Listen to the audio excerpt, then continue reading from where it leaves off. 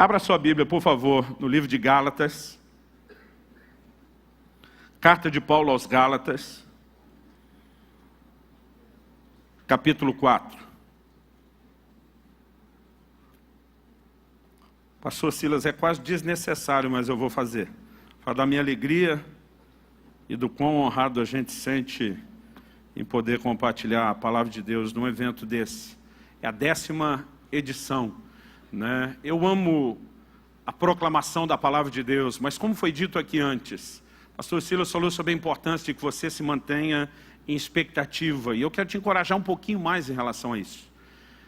É importante que você acredite que você está num ambiente que não é um ambiente só de instrução natural, é um ambiente do sobrenatural. Por favor, diga amém. Tudo que Deus precisa é um segundo de bobeira da sua parte, quando você baixa a guarda, se faça vulnerável, e pode ser um momento de adoração, pode ser um momento de oração, e quando você se fizer vulnerável, Ele vai tocar. E eu acredito que você pode ser surpreendido nesses dias. Então mantenha a sua expectativa elevada. Eliseu recebe a visita de um rei de Israel chamado Jeoás, e ele diz para ele: atira no chão. A Bíblia diz que o homem atirou 3 vezes e parou. E quando parou, Eliseu ficou muito indignado com ele, dizendo: 5 ou 6 vezes você tinha que ter ferido. Ele olha para Jeoás e diz: agora você só vai ferir o inimigo 3 vezes. Eu quero te fazer a pergunta: quem determina a quantidade de vitórias que você tem depois que você sai de um ambiente profético? É você mesmo, com a atitude que você tem nesse ambiente. Então, se você der só 3 flechadas no chão, é só isso que você recebe. Se você ousar dar mais, você pode ampliar aquilo que está à sua disposição. Então creia, mantenha a sua expectativa alta. Vira para alguém ao seu lado, fala para ele: mantenha a sua expectativa alta. Fala para ele: Deus vai surpreender você. Amém? Vamos crer nisso? E se não for pedir muito, fala uma coisa a mais só para o vizinho, a menos que você não goste mesmo dele. Aí você pode falar: não quero falar com você. Mas, Deus, você dá corda, tem uns que fazem isso mesmo, uns gaiatos. Fala para ele assim: deixa Deus te usar, Vaz, e me dá um livro desse de presente depois. Vai que cola.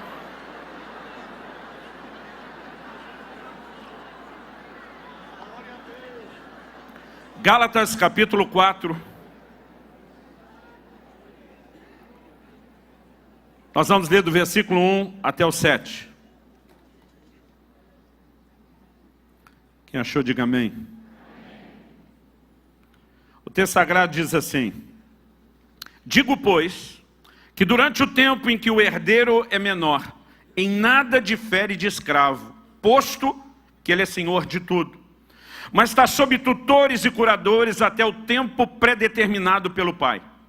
Assim também nós, quando éramos menores, estávamos servilmente sujeitos aos rudimentos do mundo. Vindo, porém, a plenitude do tempo, Deus enviou seu Filho, nascido de mulher, nascido sob a lei, para resgatar os que estavam sob a lei, a fim de que recebêssemos a adoção de filhos. E porque sois filhos, enviou Deus ao nosso coração o Espírito de seu Filho, que clama: Abba, Pai. De sorte que já não és escravo, porém filho, e sendo filho, também herdeiro por Deus. Amém. Deixa esse texto aberto um pouquinho mais. Pai, nós clamamos uma vez mais graça e favor do Senhor. Clamamos que o Espírito Santo, o Espírito da verdade, se mova não apenas nesse lugar e ambiente, mas no íntimo de cada um de nós, trazendo entendimento espiritual, revelação da Tua Palavra, trazendo aplicação personalizada da Tua Palavra dentro de cada um de nós. E clamamos que, como disse o profeta Isaías, ou como o Senhor por boca do profeta disse, que a Tua Palavra cumpra o propósito pelo qual tem sido liberada. Que ela traga não apenas instrução, orientação, correção, encorajamento, mas que ela de fato nos toque e produza alinhamento nas nossas vidas. É o nosso clamor no nome de Jesus. E pela certeza de que o Senhor nos ouve, nós nos antecipamos em Te dar louvor, glória e honra. Em nome do Senhor Jesus. Amém. Amém. Eu olho para esse texto do apóstolo Paulo e eu percebo algumas palavras que elas merecem destaque aqui. Quando o apóstolo faz menção aqui de algumas palavras, eu acredito que nós podemos, no meio de todas as suas declarações e afirmações, nós podemos classificá-las aqui como chave. palavras-chave no entendimento. A primeira delas, com certeza, é essa expressão que nós lemos, filhos. Ele começa e termina falando da perspectiva de filho. Inicialmente, ele fala de um filho qualquer, de alguém. Um exemplo genérico, mas depois ele termina dizendo que nós somos filhos. E destaca essa nossa posição como filhos de Deus. Ele também fala da consequência de ser filho, tanto no exemplo genérico, como na aplicação que ele faz para nós, dizendo que nós somos herdeiros. Se não for pedir muito, eu queria que você repetisse comigo, diga filhos. Diga comigo, herdeiros. Outro dia alguém perguntou, pastor, esse negócio de repetir é espiritual? Eu falei, não, é só didático mesmo. É só para te ajudar a lembrar aquilo que é mais importante. Agora, há uma frase que não pode ser ignorada. É a frase, até o tempo determinado. E nós vamos mexer nesse assunto. Mas outra que merece atenção, é essa que está no início do versículo 3, que diz, assim também nós. Ele começa dando uma ilustração, apresentando o que a gente pode classificar aqui de uma parábola, de uma alegoria. E depois no verso 3 ele diz, assim também nós. Ou seja, ele estabelece um padrão através dessa ilustração para depois fazer a aplicação nas nossas vidas. E quando a gente pensa na aplicação prática, ou no paralelo que ele está indicando para a vida espiritual, em primeiro lugar, nós não podemos assassinar a boa interpretação do texto e temos que reconhecer que, em primeiro lugar, ele está falando da vinda de Cristo na plenitude dos tempos para nos fazer filhos. Os israelitas já estavam numa aliança com Deus, já tinham direitos às promessas que haviam sido feitas, mas ele compara essa situação antes da vinda de Cristo à condição do filho, que mesmo que seja herdeiro, por ser menor, está nivelado a um escravo qualquer. Ele diz que a transição da escravidão, nosso estado debaixo da lei, para agora o lugar de filiação e herança em Cristo se deu no tempo correto.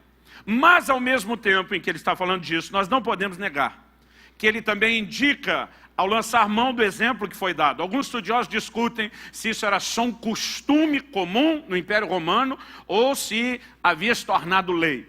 Você vai perceber referência às duas coisas nas literaturas antigas. Provavelmente ela pode ter começado como um costume, evoluído a uma lei. Em alguns lugares pode ser que seja lei, em outros que são costume. Eu não quero nem discutir porque isso não é importante.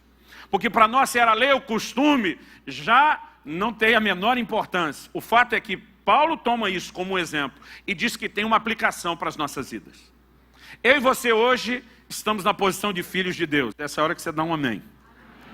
E a Bíblia diz, se somos filhos, também somos herdeiros. Nós temos uma herança extraordinária em Deus.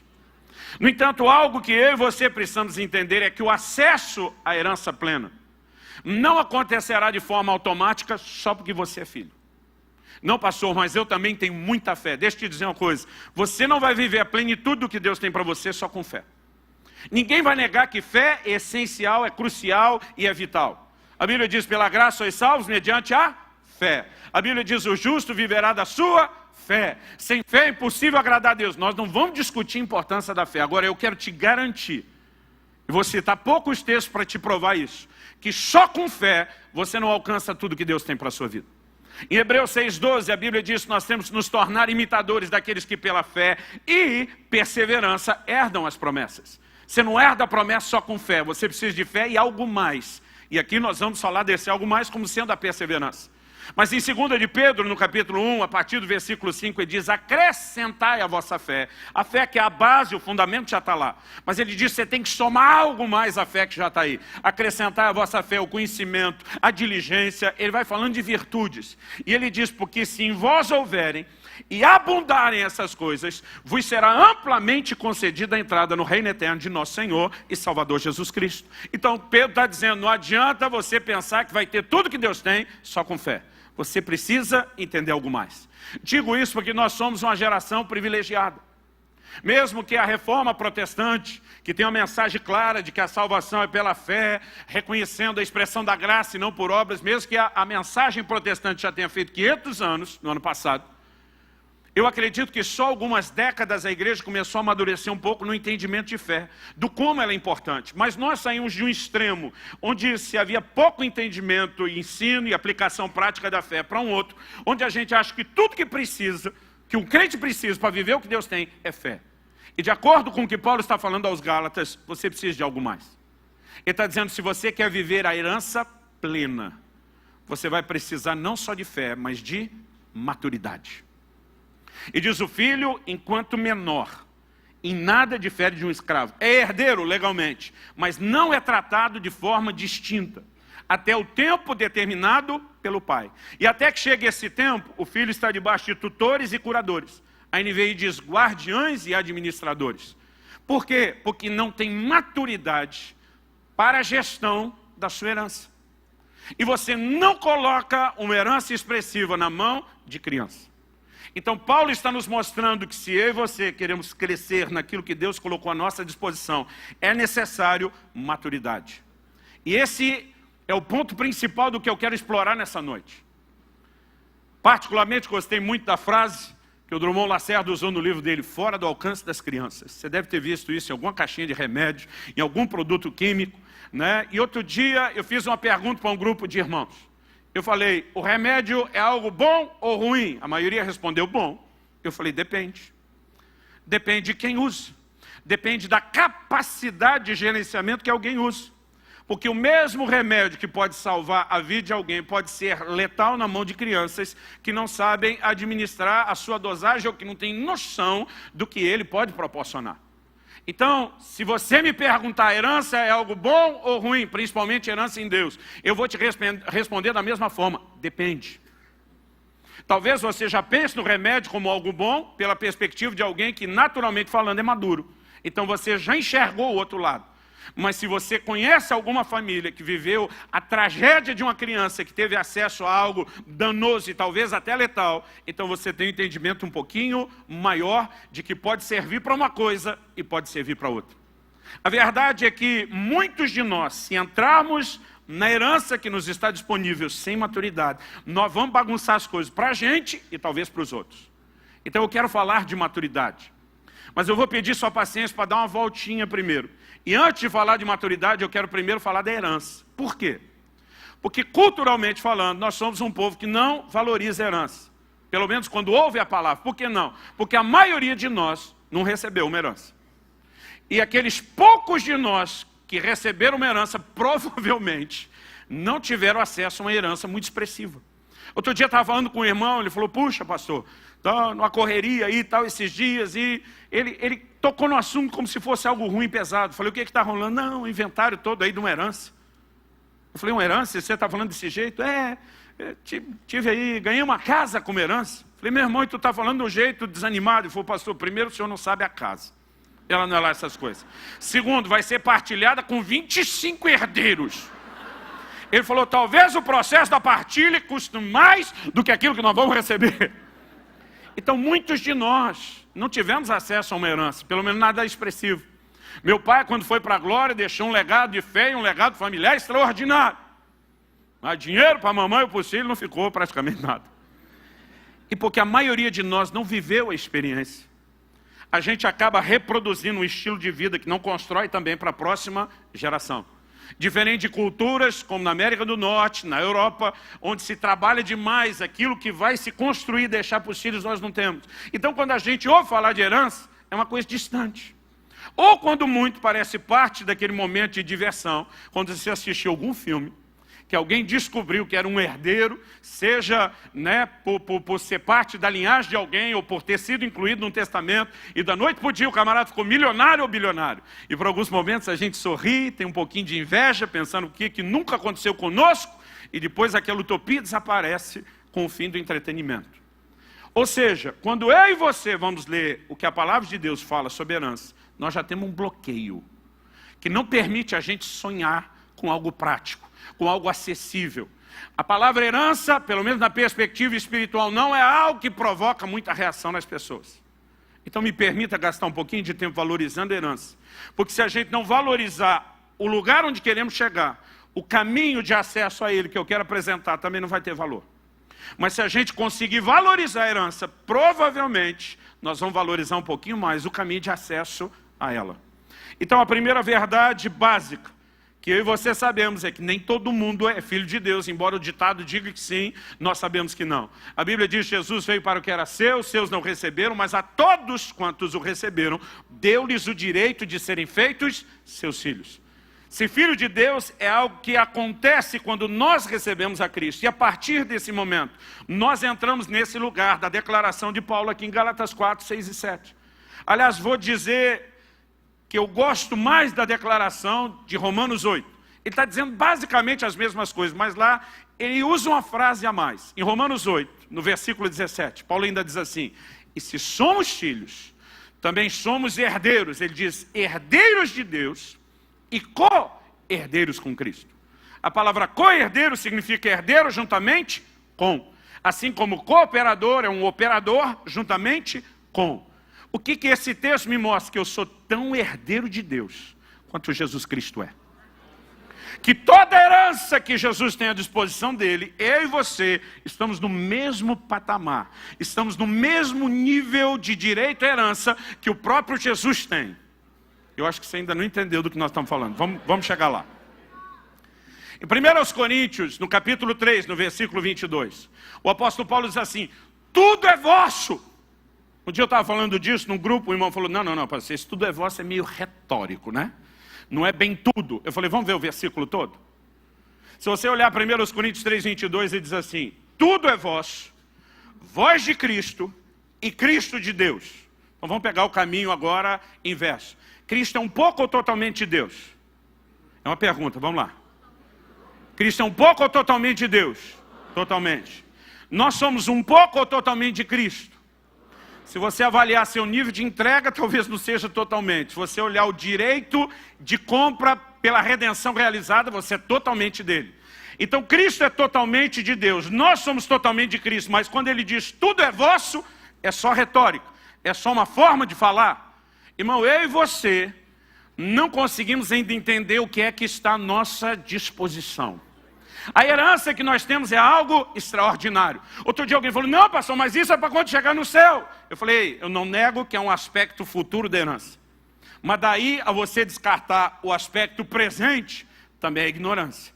Porque em 1 de João 3,2 a Bíblia diz assim, amados, agora somos filhos de Deus. E diz, e ainda não é manifesto o que havemos de ser. Irmão, para pensar nisso. Hoje nós somos filhos e depois não foi revelado o próximo nível. Vai ter alguma atualização. Vai ter algum upgrade. Então hoje é filho, daqui a pouco ele diz, vocês não têm noção do que vem. Outro dia eu estava falando disso e o irmão ficou empolgado. Falou, nós vamos ser a quarta pessoa da Trindade. Eu falei, menos. Mas deixa eu te dizer, se ser filho é agora e a gente nem sabe o que vem depois, você vai deixar para usar o direito de filho só para depois. Está na hora de nós começarmos a entender o que está à nossa disposição agora. Hoje. E um dos textos que mexe comigo é quando eu fico lendo lá em Lucas 15, a parábola do filho pródigo. E vejo o que eu vi uma vez um pastor classificar de a teologia do cabrito. O que é a teologia do cabrito? Quando o filho mais velho chega em casa, vê aquela festa toda, ele pergunta para um dos servos, quem é que está pegando? O cara diz, está sabendo? Não, seu irmão voltou. E seu pai está dando a maior festa. Pensa no irmão aborrecido, indignado. Daqui a pouco o pai fica sabendo, vai para o lado de fora da festa, porque ele se recusou a entrar. O que está vendo, meu filho? O menino indignado. E diz, esse seu filho, nessa hora já não é mais nem irmão dele. Esse é o filho que desperdiça tudo que tinha, da forma como fez, o Senhor recebe de volta com festa. Eu que estou aqui todos esses anos, te servindo com fidelidade, o Senhor nunca me deu um cabrito para eu festar com os meus amigos. O que é a teologia do cabrito? Ela envolve o comportamento daqueles crentes que não entende o que é deles. O pai olha para ele, se fosse um pai paulista teria dito, não estou entendendo. O pai olha para ele e diz, meu filho, tudo o que é meu é teu. Olha todos esses rebanhos, tudo que você consegue enxergar, é tudo teu. Eu não tinha que te dar nada daquilo que já é teu. Você não entendeu o que você tem, você nunca usufruiu o que você tem. Você podia ter feito churrascada com seus amigos a hora que quisesse, mas você não sabe o que é teu. O problema não sou eu como pai que não te dou as coisas, o problema é que você não entende o lugar que você tem. E tem muita gente vivendo nesse lugar, espiritualmente falando. Um dos textos que mais me empolgam quando fala de herança, está lá em Mateus 15. Quando Jesus encontra aquela mulher cananeia, ou melhor falando, a mulher cananeia, o Ciro Venice, quando chegar no céu, eu quero saber o nome dela, quero ser apresentado, cumprimentá-la, agradecê-la, porque ela me inspira. Na verdade, Jesus vem passando e a mulher começa a pedir uma intervenção de Jesus. Ela diz: Senhor, tem misericórdia, minha filha está horrivelmente endemoniada. Se você olhar lá o Evangelho de Mateus, diz que Jesus não lhe respondeu palavra. Jesus passa batido. Nas palavras da minha filha adolescente, Jesus deixou a mulher no vácuo. Não falou nada. Agora, a mulher vai para o próximo nível da insistência, da perseverança. A hora que Jesus passa, não para e não fala nada, ela eleva o tom de voz. E ela começa a gritar: Jesus, filho de Davi, tem misericórdia de mim. Quando ela começa a gritaria, os discípulos correm no mestre e dizem: se não vai atender a mulher, dispensa. Porque está pegando mal para nós. Era o grupo das relações públicas. E disse: o senhor tem um motivo para não atender, dispensa. O que não dá é para essa mulher ficar gritando e todo mundo ver que o senhor não está atendendo ela. Eu lembro de uma vez que eu falei com um gerente de banco sobre um problema. Ele falou: pastor, posso te dar uma dica? Quando ninguém estiver resolvendo, começa a gritar. Eu falei: não pode ser assim. Ele falou: pior que é, quem grita recebe atendimento depressa, mobiliza um monte de gente. Eu não sei se a mulher já teve esse tipo de conselho ou de aula, mas ela começa a gritar, e enquanto os discípulos vão reunir com Jesus, ou atende ou dispensa, a mulher aproveita e oportunista, ela chega e se prostra diante de Jesus, o adora, insiste mais uma vez, e dessa vez Jesus pelo menos dá uma resposta. A maioria de nós não queria ter ouvido a resposta, mas pelo menos ele ainda deu uma resposta. A primeira coisa que o Senhor Jesus fala para ela, se você for rápido de endereço, me acompanha ali em Mateus 15. A primeira coisa que Jesus fala para ela, versículo 24. Jesus respondeu: não fui enviado senão as ovelhas perdidas da casa de Israel. Em primeiro lugar, ele está dizendo: você não é judia, você não é do povo hebreu, você não está debaixo da aliança firmada com Abraão, e nesse momento você não é prioridade. A gente precisa entender o que está sendo dito aqui. O verso 26 nos mostra que ele de novo diz: não é bom tomar o pão dos filhos e lançá-lo aos cachorrinhos. Outro dia alguém falou: pastor, eu entendi direito, Jesus chamou a mulher de cadela, é isso? Eu falei: não. O termo cão na Bíblia, ele é negativo, pejorativo. De fora ficarão os cães, não dei aos cães o que é santo. Mas aqui, quando ele usa o termo cachorrinho, ele está falando do animal de estimação. E não é de hoje que a humanidade tem essa inclinação. O exemplo que Natan dá a Davi fala de uma ovelhinha de estimação. Comia, dormia dentro de casa. É disso que ele está falando, de um animal de estimação. Ele entra na casa, é bem recebido, é querido, mas não é parte da família. Eu lembro que mais ou menos isso deve ter acontecido em 2006, então há pelo menos 12 anos atrás. Isso era febre em Curitiba, eu não sei como foi no Rio e em outras partes do Brasil. Mas a gente tinha o hábito de colocar uns adesivozinhos de família, desenho de família na parte de trás do carro. E a gente tinha lá o adesivo do papai, da mamãe e dos 2 filhos, um casal, né, representando meus 2 filhos, Israel e Alice. Eles têm 3 anos de diferença, Israel mais velho. E eles começaram uma campanha dizendo: pai, tem que colocar a figura de um cachorrinho. Eu falei: não, mas pai, e o nosso cachorro? Ele não é parte da família, eu dizia. Pai, ele é da família. Não, não é. Pai, ele mora dentro de casa, mas não é da família. Pai, ele não é da família. Um dia eu vi um deles chamando o cachorro e botando o sobrenome Subirá. Eu falei: pode parar, isso não é sobrenome de cachorro, não. Mas pensa numa discussão, porque eles não desanimavam. Um dia eu falei: vamos resolver o assunto hoje. Vamos deixar alguém ser juiz sobre a nossa discussão. E vamos deixar nada mais, nada menos do que Jesus responder. Vim desse texto. Falei: Jesus disse: não é bom tomar o pão dos filhos, lançá-los aos cachorrinhos. Ele diz: não estão no mesmo nível, não estão no mesmo patamar. Falei: me recuso a colocar o adesivo do cachorro do lado do meu filho. Eles olharam para mim e disseram: apelou, hein, pai? Mas pensa na discussão que acabou depois da gente citar a declaração de Jesus. O que Jesus está dizendo para essa mulher? Ao que eu e você precisamos entender é que no plano de Deus há uma ordem. Paulo escreve aos Romanos e diz que Deus não faz acepção de pessoas e que salvação é para todo que crê. Por favor, diga amém. Só que ele diz: primeiro do judeu, depois do gentil. Salvação é para todo mundo. Deus faz acepção? Não. Mas tem ordem? Tem. Primeiro do judeu, depois do gentil. Jesus deixou claro, e ele fala isso em Mateus 10, quando envia os seus discípulos, e diz, não pare em aldeia de samaritano, não se enrosque com gentios no meio do caminho, e diante das ovelhas perdidas da casa de Israel. Há um desdobramento no plano de Deus. João diz que ele veio para o que era seu, os seus não receberam.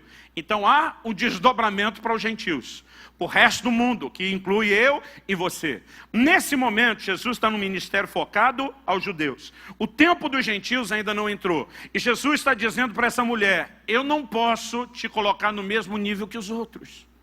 Agora, o que é que ela responde? Olha o verso 27. Ela, contudo, replicou, sim, Senhor. Porém, os cachorrinhos comem das migalhas que caem da mesa dos seus donos.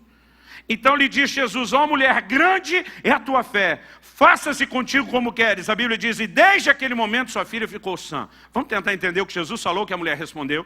E diz, eu não posso nivelar você com os judeus. Eles, nesse momento, por causa de uma promessa e uma aliança feita com Abraão, têm a posição de filhos na casa. Você, como gentia, pode andar, transitar, ser querida, aceita por eles, como um cachorrinho de estimação é numa casa. Mas você não está no mesmo nível deles. A mulher olha e diz, mas cá entre nós, os filhos não estão aproveitando tudo que o Senhor está dando, estão? Ela diz, tem comida caindo da mesa. Ela diz, eu não quero usurpar o lugar dos filhos. Mas já que eles não estão aproveitando, me deixa pegar a sobra, rebaba. Segura, espera. A pergunta que eu quero fazer para você, se com sobra que cai da mesa dos filhos, já tem cura e libertação para a casa de alguém, o que não está à sua disposição, quando você entender o direito dos filhos e se sentar à mesa para usufruir o que é seu. A igreja ignora a sua herança. A igreja ignora aquilo que tem em Deus. Poucos são aqueles que estão se deixando despertar. Há uma herança extraordinária. Pastor, como eu entro nela? Agora eu quero te dizer, não é só com fé. Se você quer viver a plenitude, a determinados níveis do começo, que você alcança com fé. Mas se você quer viver a plenitude, então você vai entender por que o herdeiro não poderia, enquanto menor, ser tratado de uma forma diferente dos escravos. Quando você coloca herança na mão de criança, você vai comprometê-la. Um dia desse, um irmão falou para mim, pastor, eu estava lendo uma reportagem. Eu falei, me chamou a atenção. Porque ele me diz, isso inclui os países de primeiro mundo, e não só os de terceiro mundo. Ele diz, 90 e tantos % das pessoas que ganham na loteria vão perder todo o dinheiro que ganharam e voltar à bancarrota. Em menos de 2 anos, a maioria não passa de 1 ano e meio. Ele olhou para mim e falou, essa é a maior prova que o dinheiro é amaldiçoado. Eu falei, irmão, eu não quero discutir a parte espiritual. Nem vou falar a favor e nem contra. Então não estou fazendo apologia a nada aqui. Eu falei, uma outra matéria que eu li, fala da nova geração daqueles filhos que herdam impérios milionários e conseguem, em poucos anos, botar no chão tudo que a geração anterior levantou. Isso não é necessariamente porque o dinheiro é amaldiçoado.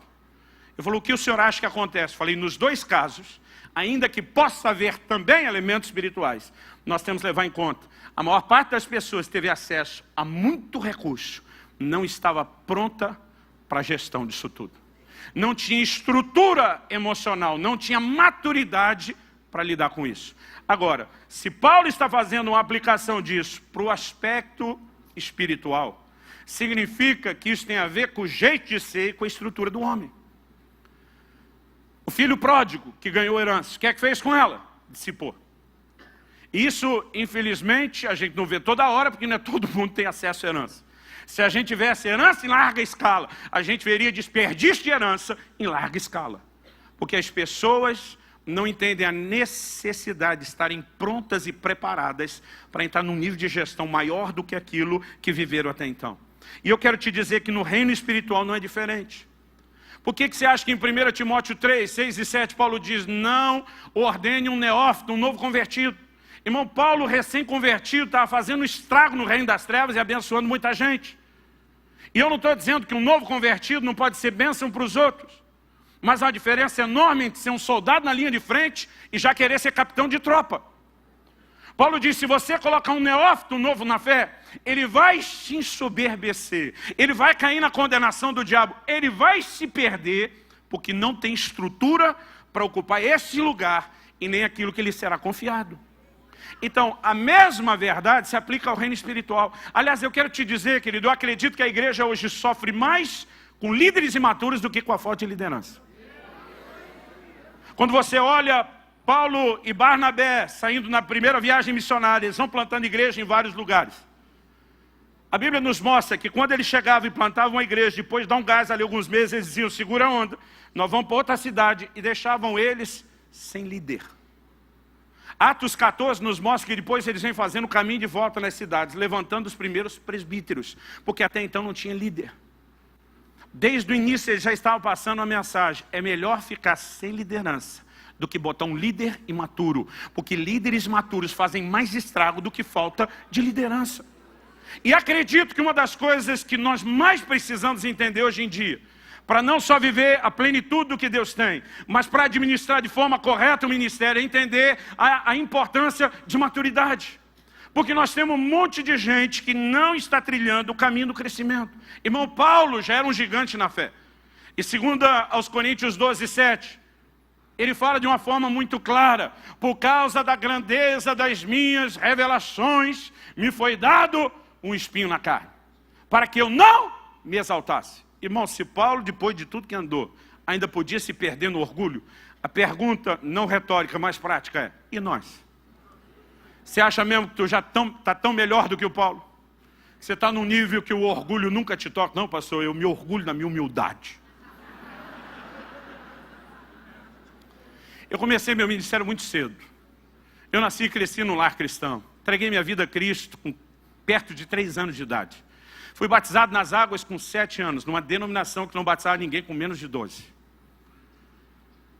Recebi o meu chamado para o ministério aos 8 anos de idade. Aos 15, essa é a parte que eu lamento ter demorado, eu fui cheio do Espírito Santo. E aí eu perdi o juízo e nunca mais recuperei, graças a Deus. Irmão, eu comecei muito cedo, aos 15 anos eu evangelizava, pregava na rua, em presídio, em tudo até canto e buraco. Aos 18 anos eu comecei a viajar e pregar a palavra, já em tempo integral.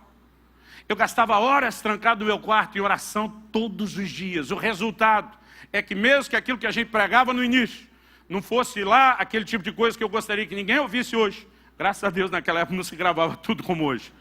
E tem coisas que eu assim agradeço a Deus não estarem registradas. Apesar de não ter todo esse conteúdo e bagagem, as pessoas chamavam, sabia de uma coisa, Deus vai se manifestar. E por conta dos sinais, por conta das curas, dos milagres, as portas começaram a se abrir depressa. Aos 19 anos de idade, eu já falava em ginásios cheios. Estava vendo muita coisa extraordinária da parte de Deus.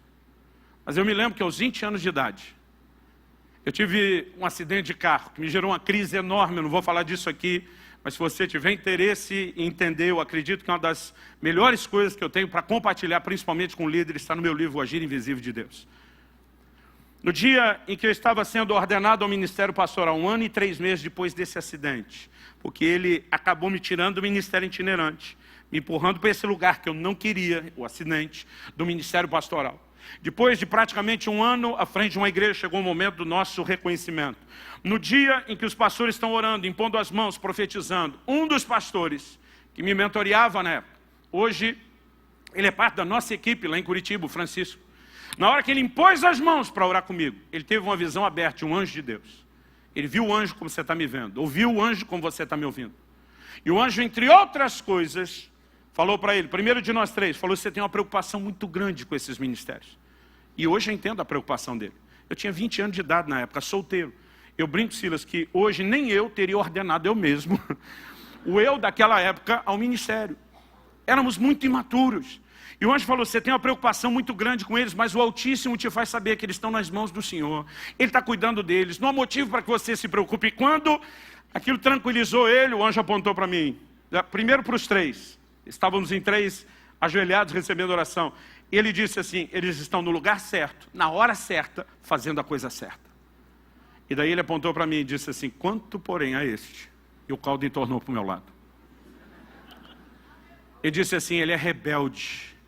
Ele não aceita o tratamento de Deus na vida dele. Eu nunca tinha ouvido essa frase na minha vida. Depois eu descobri que já havia gente falando. O Otmani diz que aqueles que não se deixam ser trabalhados por Deus nem deveriam trabalhar para Ele. Mas ele diz, ele não aceita o tratamento de Deus na vida dele. E o anjo falou com ele, nos próximos anos, Deus vai tratar profundamente com ele nessa cidade. Mas antes de dar detalhes sobre isso, ele falou, diga para ele que o acidente de carro que ele teve no ano passado, quando ele diz nas orações dele que isso foi coisa do diabo, diz que ele está certo. Mas diga para ele porque Deus o permitiu. Qual era o meu dilema naquele 1 ano e pouco depois do acidente? Eu dizia a Deus, tenho certeza que isso é coisa do cão. Eu falava para Deus. Mas eu dizia para Deus, o diabo só pode tocar com permissão. Ou nossa, por isso que a Bíblia diz, não deis lugar ao diabo. Isso não significa que se acordam amanhã, preenche um formulário dizendo, venho por meio desse, autorizar o miserável do Satanás, fazer uma devassa na minha vida. Mas quando você peca e dá brecha e legalidade, você está dando autorização ao inimigo. Ou, falei para Deus, a permissão pode ser soberana sua, como está lá no livro de Jó. Eu dizia para Deus, nós dois sabemos que não fui eu que dei a permissão. Por exclusão, estava dizendo, só pode ter sido o Senhor. Eu dizia para ele, minha pergunta, por que o Senhor me entregaria de bandeja na mão do miserável do Satanás? E penso num silêncio, irmão, de 1 ano e 3 meses. Ameacei Deus, fiz greve no ministério, tudo que você puder imaginar. Eu não vou entrar em detalhes da crise, mas 1 ano e 3 meses depois, o anjo diz, diga para ele que ele está certo quando diz que foi uma tentativa do inimigo. O anjo diz assim, diga porém, por que Deus o permitiu? O anjo disse, o ministério dele estava crescendo mais rápido do que a capacidade dele de se deixar ser trabalhado e tratado por Deus. Ele não tinha estrutura para suportar o lugar onde ele estava entrando. Era só uma questão de tempo e o sucesso se transformaria em fracasso, porque ele sucumbiria debaixo do peso do próprio ministério. O anjo diz, o diabo queria pará-lo porque o via como uma ameaça. Deus precisava pará-lo para não perdê-lo. Ele diz, nos próximos anos vai tratar profundamente com ele, para depois, aos poucos, permitir que ele volte novamente viajar pelo Brasil e as nações. Irmão, eu achei que esse tratamento ia durar 1, 2 anos. Só naquela cidade foram 9 anos. Depois Deus começou a me liberar para plantar igrejas, voltar a viajar aos poucos. Deixa eu te dizer uma coisa, em menos de 1 mês, eu vou estar completando 25 anos de ministério pastoral. E depois de tanto tempo de espera, está chegando a hora que o Senhor está dizendo, agora você pode começar a fazer um pouco mais. E nesse momento, eu olho para trás, eu olho para dentro de mim mesmo, e eu descubro como eu preciso amadurecer. Algo que você não enxerga quando você está no estágio da imaturidade é ela. Eu lembro que minha esposa disse, quando meu filho estava falando em casamento, ela olhou para mim e falou, ele é uma criança. Eu falei, da mesma idade que você tinha quando casou. Ela falou, bem que minha mãe dizia que eu era uma criança. Eu falei, você só não enxergava. Nós éramos 2 crianças. Mas quando você está nesse lugar, normalmente você não enxerga. Mas deixa eu te dizer, querido, se nós não nos permitirmos ser trabalhados por Deus, nós não vamos poder usufruir a plenitude, nem dessa herança de vida cristã, e nem do lugar ministerial onde podemos entrar. O Senhor diz para Paulo, vou até te deixar ter um pouquinho mais de experiência, mas vou ficar furando, murchando sua bola o tempo todo, para você não se perder no processo.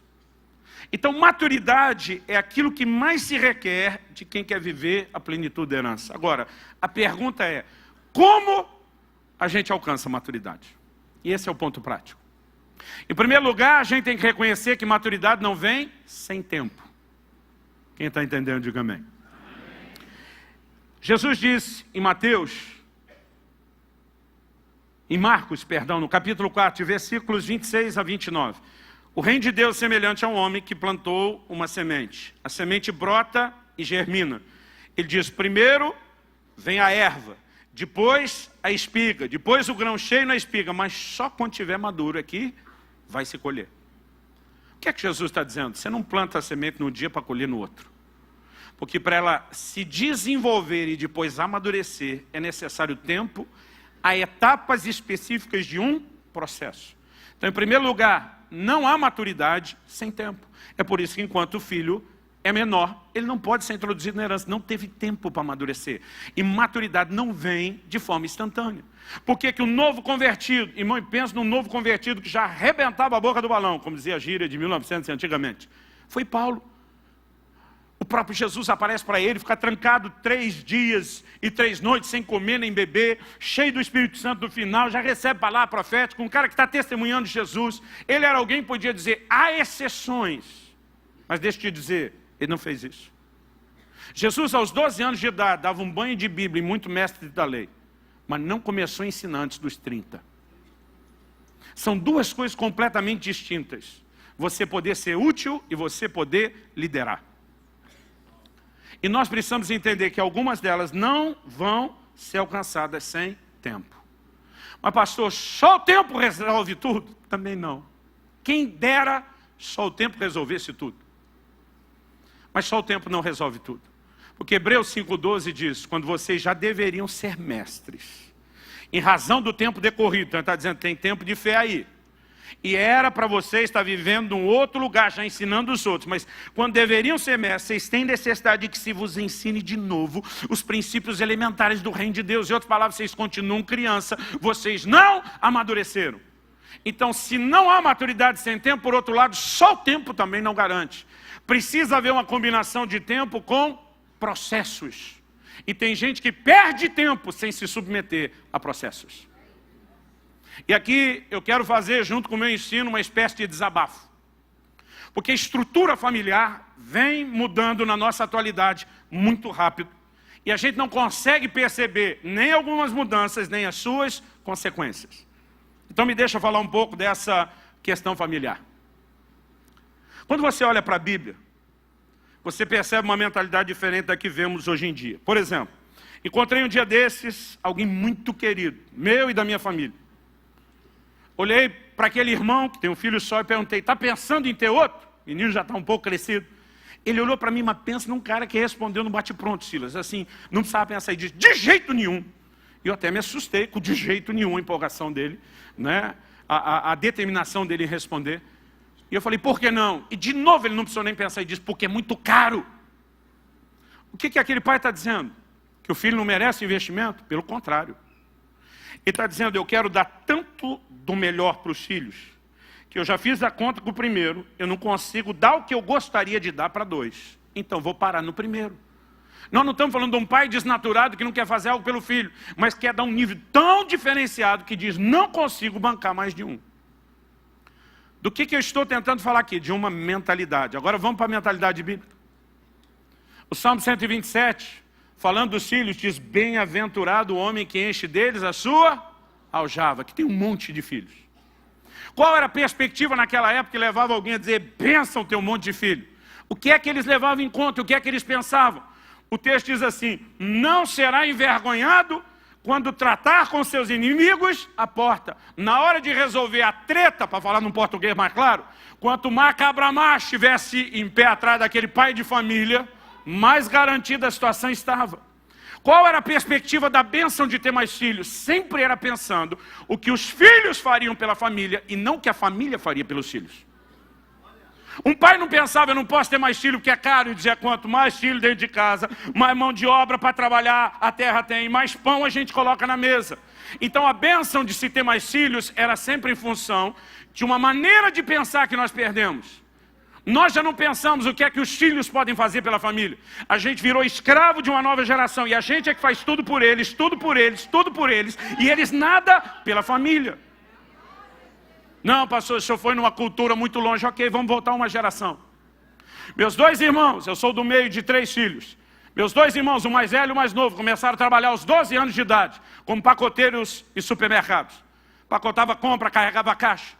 Eu tentei dar uma de esperto. Dizia para papai, não com essas palavras, não com esse nível de definição, que eu tinha uma alma empreendedora. Que eu queria ser meu próprio patrão, que eu queria ter meus próprios negócios. Enquanto meus irmãos ralavam o dia inteiro para ganhar meio salário mínimo, eu me divertia. Até os 14. Eu sou de uma geração que ainda soltou pipa. Que fala pipa? E não apenas soltou pipa. Eu fazia umas piponas assim, bem diferenciadas. Vendia com os camaradas do bairro vizinho que tinham uma condição financeira que a turma do nosso. E quando eu vendia, eles levantavam, eu não só vendia, eu fidelizava o cliente. Porque quando eles levantavam, eu descia com a minha, cortava com o cerol e aparava, dava uma arrumada e vendia de novo. Tudo dentro da lei. Eu não sei aqui no Rio, no lugar onde você mora, mas isso no interior de São Paulo, onde me criei, se a pipa tivesse para cima do poste, era guerra, para baixo do poste não podia. Então só cortava acima do poste, tudo dentro da lei. E vendia de novo, às vezes vendia a mesma pipa 5 vezes para o mesmo cliente. Eu ainda peguei a época de jogar bolinha de gude. Que falava bolinha de gude? Fubeca, como que é? Eu rapelava os amigos na bolinha de gude, ganhava tudo. Aí dizia para ele, vai comprar na loja não que é mais caro, te faço metade do preço. Vendia para ele, rapelava de novo, vendia de novo. Irmão, eu ganhava dinheiro me divertindo. E eu achava uma bobagem meus irmãos estar o dia inteiro ralando. Mas um dia entro em casa, aos 14 anos de idade. Tem um amigo do meu pai na sala, eu cumprimento, todo mundo, meu pai diz, ei, volta, cumprimento direito, seu chefe. Falei, seu quê? Meu quê? Seu chefe. Falei, não estou entendendo. Ele falou, acabei de arrumar um emprego, é isso que ele veio acertar, você começa amanhã. Uma quarta-feira, Silas, para eu começar na quinta, não deu nem o fim de semana. Eu olhei, primeira pergunta, vou ganhar quanto? Para ver se valia a pena. Ele falou, não interessa. Como que não interessa? Eu falei, pai, o senhor sabe que eu ganho mais do que meus irmãos me divertindo. Ele falou, esse é o ponto. Trabalho não tem a ver só com o que você ganha. É uma escola de caráter que você não está tendo. Você tem que ter horário, tem que ter chefe, gente para quem prestar conta. Então, a partir de amanhã, tu começa a trabalhar. E dizer, a partir de hoje, depois de tirar o dízimo, que é a parte de Deus, você só vai ficar com esse pequeno percentual. O resto você vai ajudar em casa. Eu lembro que eu olhei para meu pai indignado e falei, você não precisa. Ele falou, eu posso não precisar, mas você precisa. Você tem que aprender que filho não é um bicho sanguessuga, que só fica arrancando tudo da família. É alguém que depois de uma idade vai contribuir, vai trabalhar para a família, vai oferecer algo. Agora, mas o que aconteceu com essa mentalidade? A nova geração não faz nada. Os meninos não cortam a grama, não põem lixo para fora, não arrumam a cama, os meninos não lavam a louça, não ajudam a cozinhar, e os pais é que faz tudo por eles o tempo todo. Um dia desse alguém na igreja reclamou, falou, pastor, essa nova geração está muito mimada. Falei, quem foi que mimou? Agora a escultura saiu ruim, a culpa é da pedra. E o escultor não paga a conta? Eu falei, se a nova geração é mimada, é porque vocês, a geração anterior, estão estragando elas. Os pais de hoje em dia estão ficando mole demais. Irmão, deixa eu te dizer algo, é sério o que eu estou te dizendo. O assunto não é esse. Mas se você me desse uns 3 dias inteiros para nós ser exaustivo, eu te mostro isso com muito afinco na palavra de Deus. Há uma visão de criação de filhos que nós estamos perdendo. Por quê? Nós somos parte de uma geração que acha que foi muito reprimida, que nossos pais foram muito duros, e que a gente decidiu dar uma versão de vida mais soft e suave para a próxima geração. E o que a gente não entende é que a firmeza que tiveram conosco construiu um caráter. E a falta de firmeza que nós estamos deixando de ter com eles está produzindo alguma coisa errada.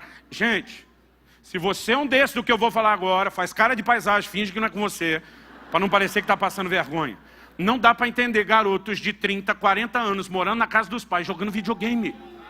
Eu não consigo entender isso. Nós temos uma lacuna de uma geração de homens, mulheres de Deus e pregadores, aí tem um vazio. E um ou outro garoto aqui ou lá parecendo fazer algo. O que é que está acontecendo? A gente não percebe que há uma estrutura de pensamento que está desprogramando a gente por um monte de coisa. E a gente tem que resgatar uma forma correta de lidar com os filhos. Meu filho, quando fez 18 anos, ele foi estudar fora. Desde os 14 ele tinha ganho uma bolsa de estudos. Antes dele mudar, eu tive uma conversa com ele. Falei, filho, a escola vai ser de graça. Mas morar custa, viver custa. E o que você ganha, e vai continuar ganhando, prestando serviço, você trabalha, né, desde os 16. Eu falei, o que você ganha, não dá para se manter lá. Ah, pai, Deus me abençoou com esse mantenedor aqui. Eu falei, eu sou grato a Deus por ele. Mas juntar o que você ganha e o que ele te dá, não é suficiente para te bancar lá, ainda mais com esse dólar. Eu tenho que entrar com tanto. Minha parte e minha cota é essa. Isso significa o quê? Você vai ter que fazer um orçamento. Você vai ter que viver com tanto. Agora, preste atenção. Porque aos 18 anos, o menino já estava falando de casar. Eu falei, eu te dou todo o meu apoio. Te dou a bênção para você ir à frente com essa garota. Mas, primeiro você tem que aprender a ser homem. E você acha que com 18 anos de idade, você é muito adulto. Mas não é tão crescido como você acha. Falei, então se você quer levar essa história, tanto de morar fora, como casar cedo adiante, e eu apoio, eu vou ter que te botar na estufa. Vocês usam essa expressão aqui? Enrolava a banana no jornal, botava debaixo do fogão para acelerar o processo de amadurecimento. Falei, vou ter que te botar na estufa. Ele me olhou com a cara de, hã? Falei, deixa eu usar um versículo apócrifo para você entender. Tirar do filme Tropa de Elite. Eu batendo na sua cara e dizendo 02, pede para sair. E vendo até onde você aguenta. Vai ser mais ou menos assim. Você quer o jogo? Eu posso acelerar o processo. Mas você quer jogar o jogo? Quero. Você vai aguentar? Vou. Falei, eu acho que você não sabe o que está falando, mas eu acredito que você vai lutar para isso. Falei, pois bem, primeira lição. Não adianta você pensar em formar uma família se você não cuida do orçamento nem como solteiro. Então, primeira coisa, você vai ter que aprender a cuidar do seu orçamento. Se você gastar mais do que aquilo que você pode, eu não vou te socorrer. Não me ligue pedindo dinheiro.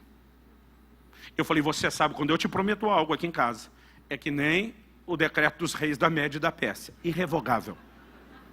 Porque, querido, se deixar, eles vão construindo todo um estilo de vida que às vezes nós estamos apoiando e ajudando eles a ir para o lugar errado. Um dia eu cheguei em casa, minha mulher, não é que ela está triste, mas ela não está feliz.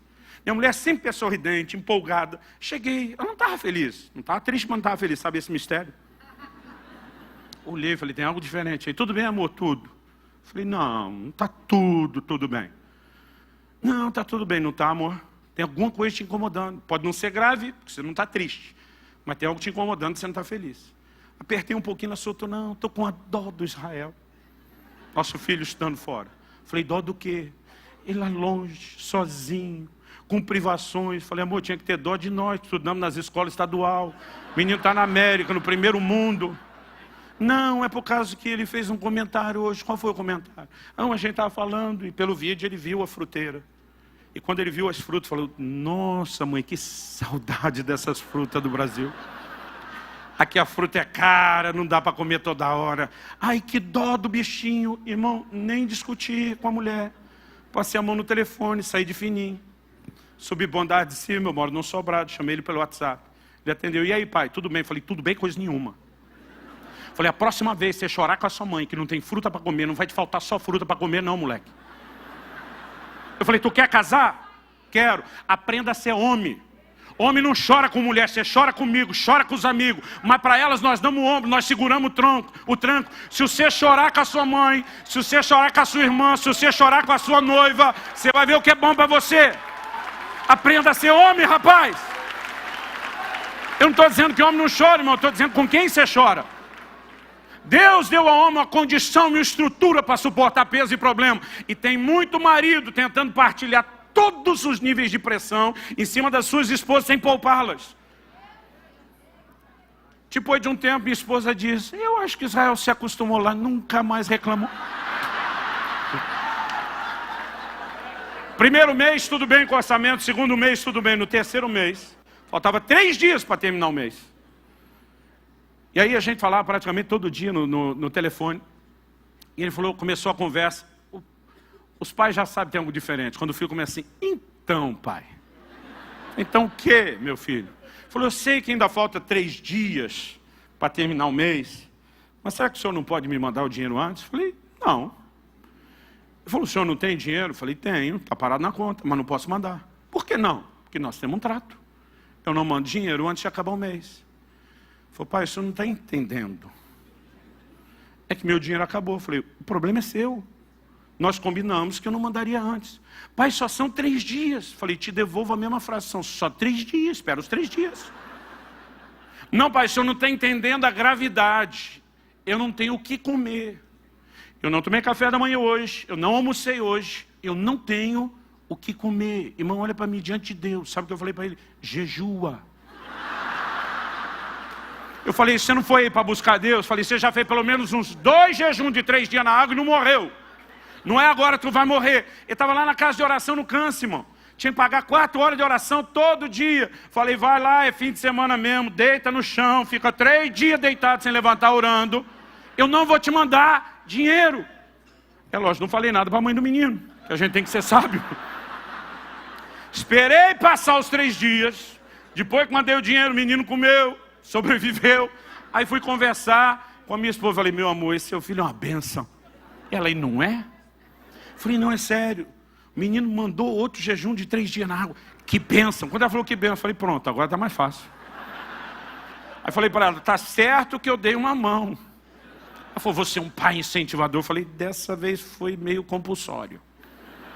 repente ela para e já olha e diz, o que é que você fez? Ela não usou essa frase, mas o olhar era, o que é que você fez com o meu nenê?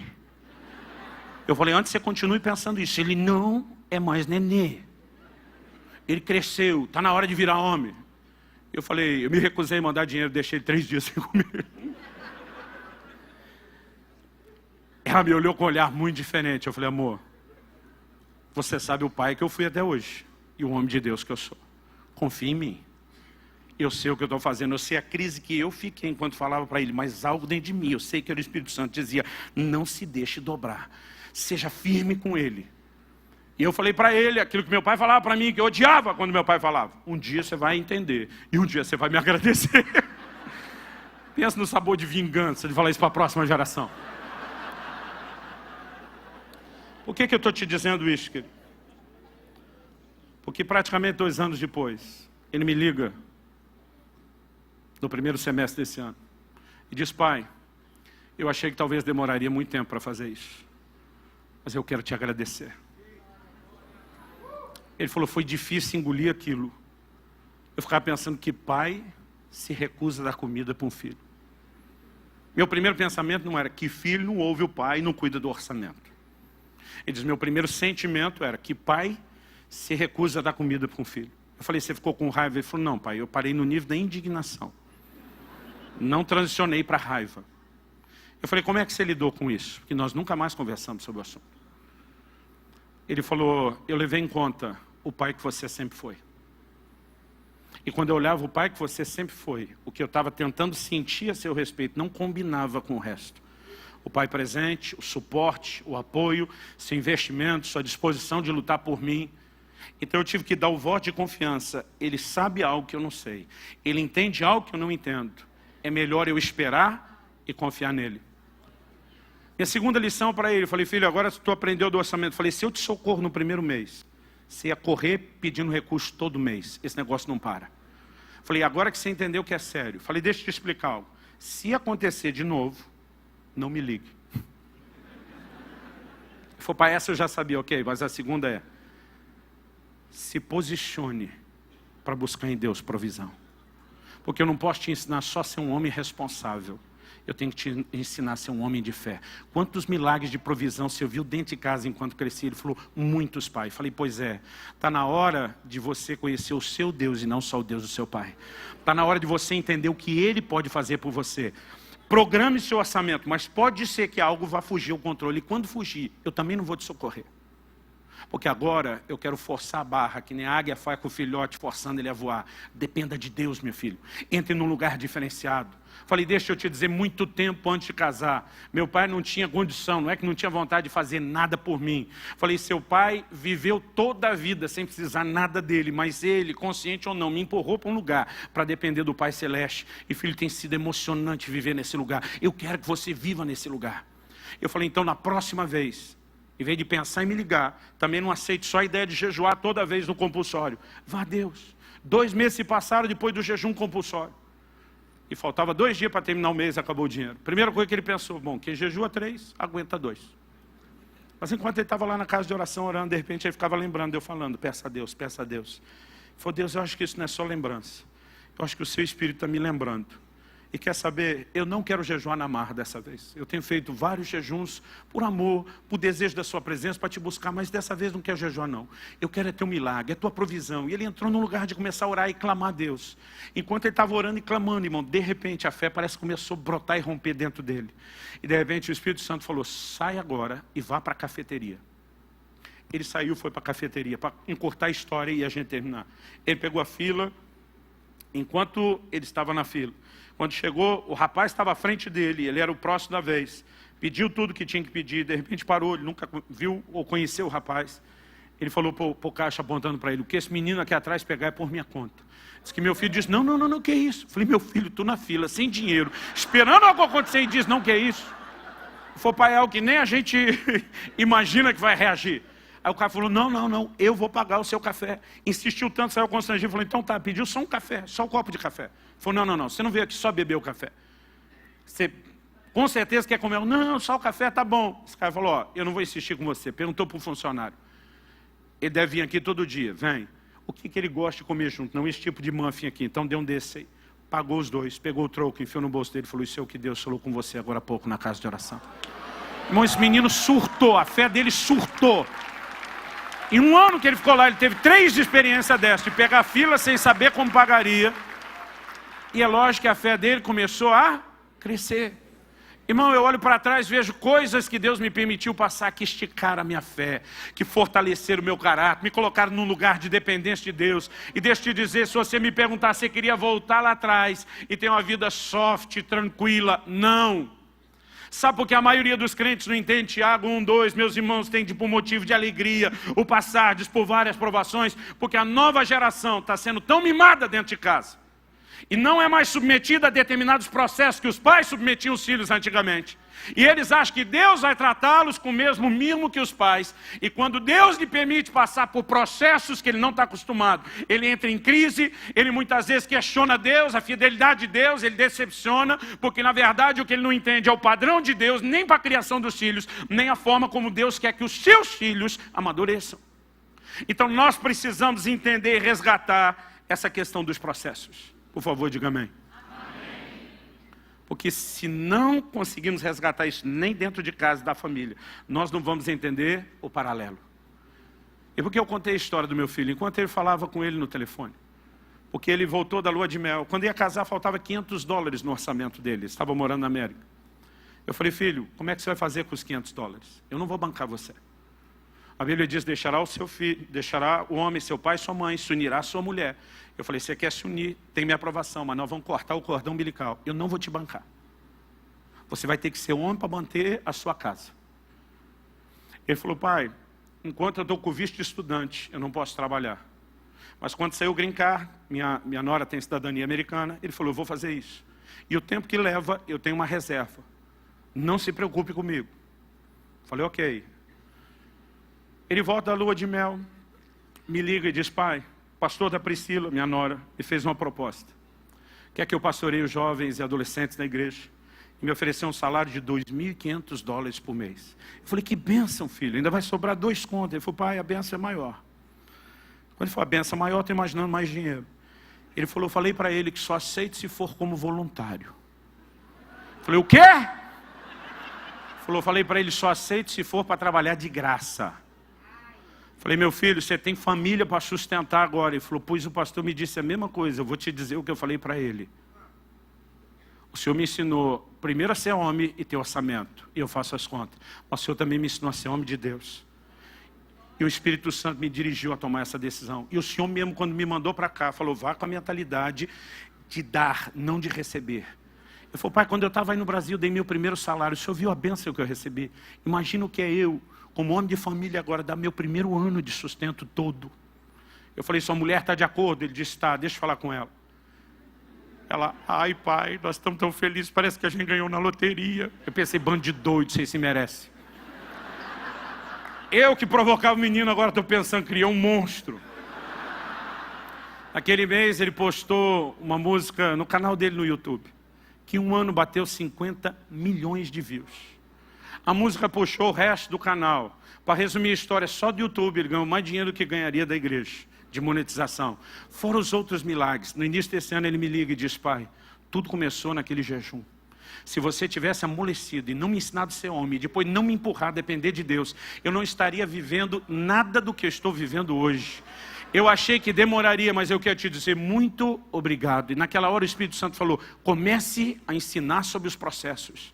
Porque diz: o que está impedindo muitos de romperem no espiritual é a falta de entendimento desse paralelo no natural. E aí quando eu perguntei para ele, eu quero que você fique em pé para parecer que está acabando. Quando já dá um alívio na turma, o pessoal diz: o pregador não está tão fora de controle. Quando eu perguntei para ele: como é que você lidou com a crise?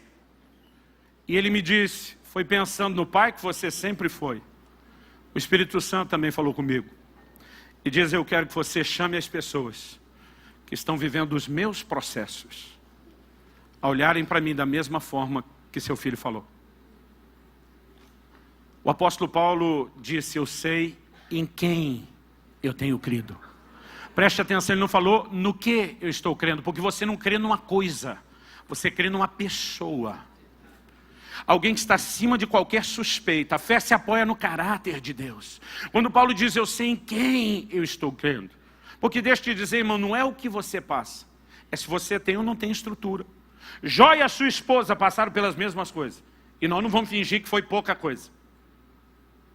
Mas a mulher de Jó olha para ele e diz, amaldiçoe seu Deus e morre. Sabe o que ela está dizendo? Se ele não me der tudo que eu quero, do jeito que eu quero, na hora que eu quero, ele não me serve. E tem muito filho sendo criado desse jeito. Jó olha para ela e fala o que muito marido já quis falar para sua esposa. Você fala como uma louca. E diz, ainda que ele me mate, eu louvarei. Sabe o que Jó está dizendo? Pode parecer que ele esteja me matando. Pode parecer que ele queira acabar comigo. Mas a verdade é que eu não estou entendendo a verdadeira natureza do caráter de um Deus que diz, eu é que sei os pensamentos que eu tenho acerca de vós. São planos de bem e não de mal, para vos dar um futuro e uma esperança. E diz, então mesmo que pareça isso, eu vou louvá-lo. Porque na real, eu sei que o meu Redentor vive. Ele há de se levantar sobre a terra. Irmão, quando nós começamos a entender a natureza de Deus, nós não podemos nos permitir sentir abandonados no meio de circunstâncias difíceis. Ele diz, nunca te deixarei, jamais te desampararei. Sabe o que eu acho interessante? Às vezes eu e você estamos lendo a Bíblia, a gente vê lá, e o Senhor era com José. A gente só não lembra que o Senhor era com José enquanto ele era escravo. O Senhor era com José enquanto ele estava na prisão. Porque o Senhor não é com você, querido, só quando as coisas estão boas. Em alguns processos que forjam o nosso caráter, que vão esticar nossa fé, Ele ainda está conosco. E nós precisamos entender aonde isso pode nos levar, se nós tivermos a atitude correta. Porque diante da mesma circunstância, você tem a mulher do Jó agindo de uma forma e ele de outra. A questão é sua atitude. 12 espias voltaram de olhar a terra de Canaã. 10 deles infamaram a terra e foram mortos pelo Senhor. 2 deles foram os únicos de uma geração inteira que entraram na terra. Pergunta, tanto os 2 como os 10 não tinham o mesmo Deus? Sim ou não? Sim. Não tinham as mesmas promessas? Não tinham o mesmo problema? O que eles tinham diferente? Atitude. Deus diz que a terra é nossa? É, então não importa a circunstância. Deus é sério no que Ele fala. Deus não está de brincadeira. Deus está conosco, nós vamos consumi-los como pão. Uma atitude de fé e confiança. O caráter de Deus não está em jogo. Quando aqueles outros voltam falando mal, eles estão dizendo, Deus está de brincadeira, Deus está de palhaçada, prometeu uma coisa impossível. Que não... O que eles estavam colocando em xeque era o caráter de Deus. Agora, eu e você precisamos nos permitir crescer enquanto entramos nesse lugar de confiança plena. Eu sei que nessa noite, eu estou falando a pessoas que espiritualmente, não importa se você é um ministro de muitos anos, mas todos nós, a Bíblia diz que a vereda do justo é como a luz da aurora, vai brilhando mais e mais, até ser dia perfeito. Como acredito, nenhum de nós chegou no dia perfeito ainda há uma progressividade. Então não importa o quanto você já cresceu, tem espaço para melhorar. Mas muitas vezes nós passamos aquilo que no natural os médicos chamam de as dores do crescimento. Os pré-adolescentes passam isso. Dói osso, dói junta, dói musculatura, porque eles estão esticando depressa. Um dia um falou, parece que estão me esticando. Eu falei, então... E muitas vezes, no meio desse processo, eu e você sentimos as dores. Irmão, eu não vou ignorar as crises que a gente pode passar. Nesse meu livro do Agir Invisível de Deus, o que eu mais falo é dessas crises. Mas eu quero te dizer, quando você aprende não apenas a confiar que Deus não te abandonou, mas que Ele vai gerenciar aquilo que você está vivendo. Porque a Bíblia diz, todas as coisas cooperam juntamente para o bem daqueles que amam a Deus, são chamados segundo o seu propósito. O que meu filho falou no telefone aquele dia foi, pai, se você tivesse me poupado do desconforto do processo, você teria me poupado do amadurecimento do processo. E eu quero te agradecer, porque você foi homem o suficiente. Ele falou, não sei como foi que você segurou a mãe depois da notícia. Pensa na ursa roubada dos filhotes. E eu quero dar uma palavra às mães agora. Vocês têm uma capacidade de despejar amor e carinho nos filhos. E Deus colocou vocês na família para ser esse estandarte, esse baluarte. Mas deixa eu te dizer uma coisa, minha irmã. E eu reconheço, não fosse o amor da mãe, meus filhos tinham crescido tudo lesado. Mas embora seja importantíssimo, não é tudo que os filhos precisam. Filhos precisam de limite, filhos precisam de firmeza. Isso é uma responsabilidade muito mais dos pais do que das mães. Então você, pai, desculpa a minha franqueza, para de ser mole. Não estou falando para ser a versão ignorante ou estúpida, mas seja firme em relação a princípios. E você, mãe, pelo amor de Deus, não fique brigando com seu marido como se fosse um enviado das trevas para destruir a vida do seu filho. Porque poupá-los dos processos é que vai trazer mais dano do que você imagina. Uma das coisas que não aparece no mapeamento de casamento desmorona hoje é o nível de imaturidade com os quais as pessoas casam. E nós precisamos mudar isso no natural, dentro de casa, mas acima de tudo no espiritual. Mas voltando nas dores do processo, eu quero orar rapidamente com aqueles que estão vivendo um momento de dizer, pastor, eu tenho sentido as dores do processo. Eu não vou chamar você à frente por razões óbvias, nós não temos espaço para isso. Eu não estou falando a meia dúzia de gente enfrentando as dores do processo. Mas eu gostaria que não para mim. Quero até pedir que as pessoas possam permanecer de olhos fechados nessa hora. Eu quero pedir que não para mim, mas para Deus.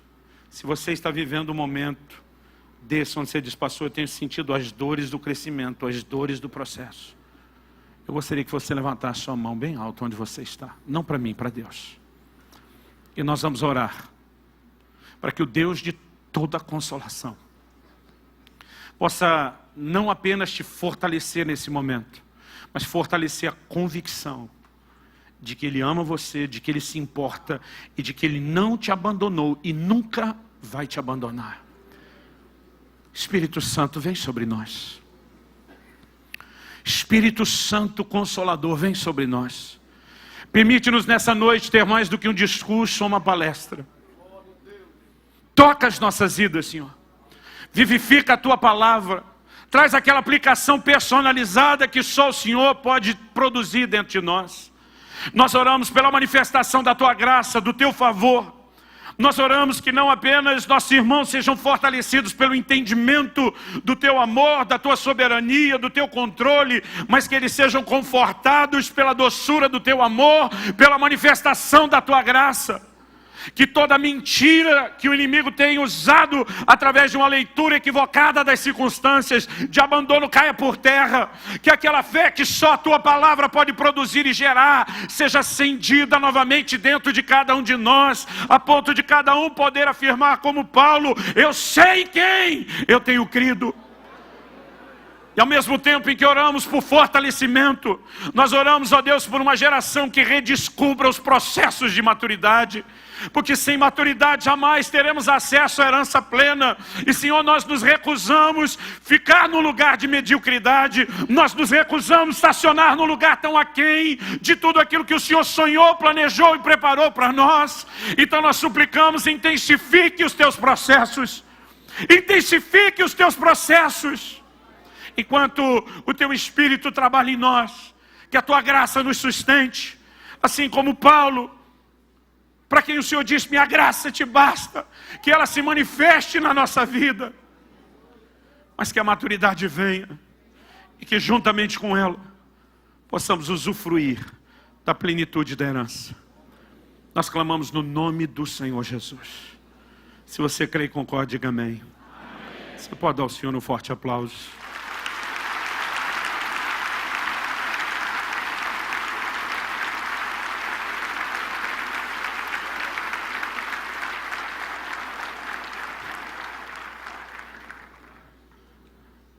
O que eu resumi aqui é muito pouco perto do que nós estamos compartilhando nesse livro, Maturidade. Querido, eu não ganho nada com os meus livros. Minha única motivação, eu digo isso para você diante de Deus, é tentar te ajudar a crescer. Mas eu acredito que esse é um assunto que Deus quer que a gente preste atenção. Eu entendo que o que Deus tem me dirigido a falar sobre o assunto, ou mesmo escrever, não é só parte de instrução e ensino. É parte de um momento que nós podemos classificar de alinhamento profético, que Deus quer trazer e produzir na igreja. Então, eu quero fazer um apelo ao seu coração. Né? Nós vamos te abençoar com outro livro junto, está lá no stand da Central. Eu acredito que vale a pena o investimento que você vai fazer nisso. Amém? Fala para uns 2 ou 3 se achar que tem liberdade. Deixa Deus te usar, vaso. Foi um prazer servi-los da mesa do Senhor.